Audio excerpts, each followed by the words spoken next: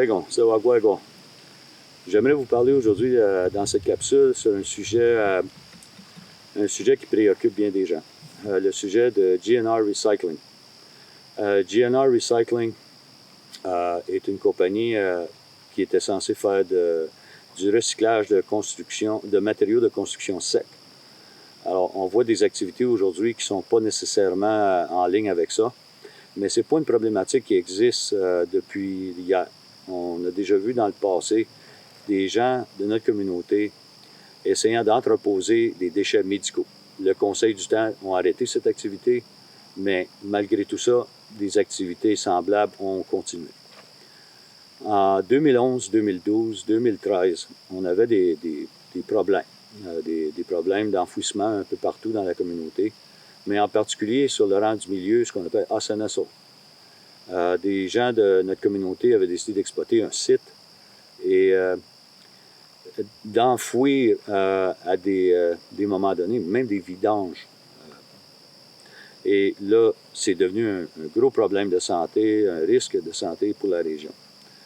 Alors, on a mis un stop à ça en 2013 et suite à ça, GNR nous avait approché qui voulait faire un projet légitime, crédible, et voulait faire des matériaux de construction secs.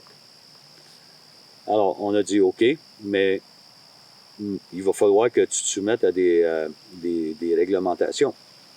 Alors, on a rédigé un contrat avec des conditions spécifiques, que des matériaux toxiques ne seront pas permis sur le site, que la montagne, le Mont Bleu, ne soit pas touché, et d'autres conditions.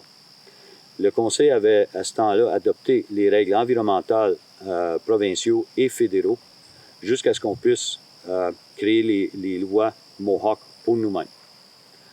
Alors, GNR avait une responsabilité d'acquérir un permis provincial, parce que les camions qui viennent sur le territoire sont détenteurs de permis provincial, ils viennent des sites de construction du Québec, alors c'était leur obligation.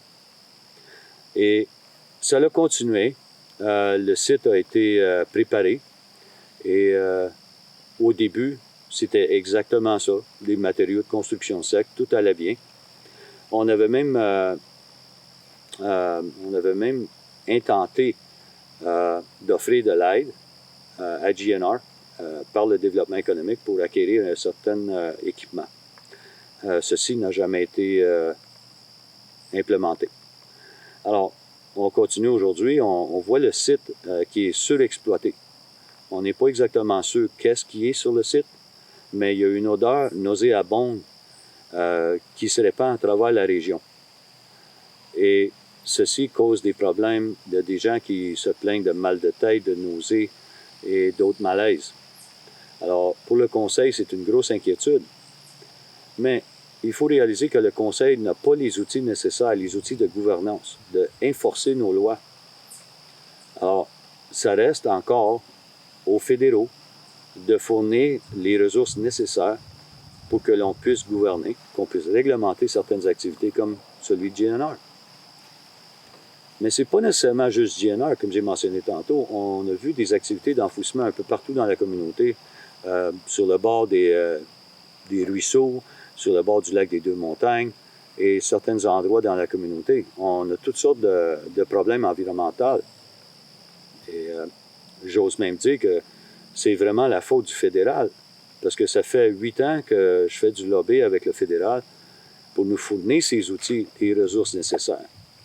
Et on a toujours échoué dans leur tâche fiduciaire, et même encore aujourd'hui, on n'a pas les ressources. Alors, GNR est rendu au point où la province s'apprête à révoquer leur permis d'exploitation. Et au courant des années, la province, sous ce permis, avait l'obligation de faire des inspections. GNR avait été trouvé en contravention plusieurs fois, des amendes ont été données, et malgré tout ça, le site a continué à être exploité excessivement. Alors aujourd'hui, le Conseil se penche sur la situation. Qu'est-ce qu'on fait? Les gouvernements sont prêts à révoquer le permis et nous demandent de révoquer notre résolution pour GNR. La résolution qui a permis le site d'exister. Mais ce que j'ai réalisé, c'est en révoquant la résolution, il y a des grosses possibilités que la Terre elle-même, le site, revertisse à la bande. En faisant ça, c'est la bande qui serait responsable de qu'est-ce qu'il y a sur le site, de remédier le site. Et les coûts de cette remédiation-là, c'est une estimation de 70 à 100 millions. Notre bande n'a pas cet argent-là. On ne peut même pas commencer à penser à ça. Mais on a pensé à d'autres solutions de remédiation. Une était d'implémenter une technologie qui existe, une technologie qui a été utilisée à la réserve des Six Nations, où on brûle des déchets sans avoir de, comment je peux dire, de fume, de la fumée toxique.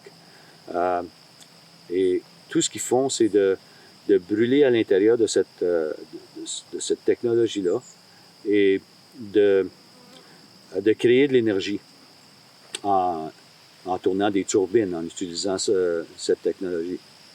Alors, si on implémente cette technologie sur le site, tous les matériaux qu'on peut brûler, on peut le brûler et le faire d'une façon très responsable qui va générer de l'énergie verte.